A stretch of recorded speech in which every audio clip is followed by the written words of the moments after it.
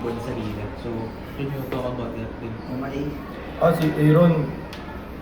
Oo, work harder din kasi si Aaron, lalo na sa ilalim eh. Maganda siyang bigyan lang sa ilalim.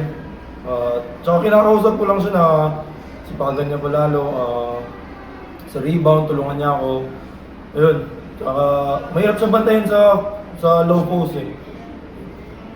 Titing, ngayon nga, 0-3 tapos ngayon 4 straight wins. Anong masabi mo na parang, baga unti-unti nang nagtatranslate yung laro mo nung high school dito sa college?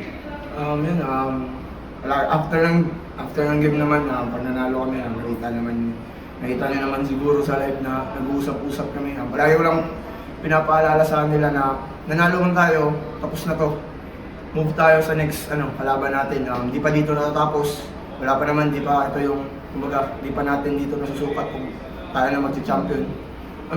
Konting celebrate and balik sa trabaho.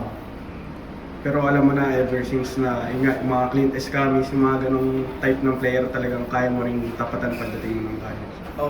Makwento ko rin kanina, nagpe-free throw kasi ako and yun parang may sinabi sa akin na parang dito mo patunayan bata. Yun sabi ko naman, kailangan ko patunayan kasi nga rookie MVP ata, di ba?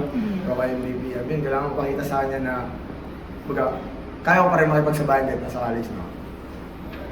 Yung look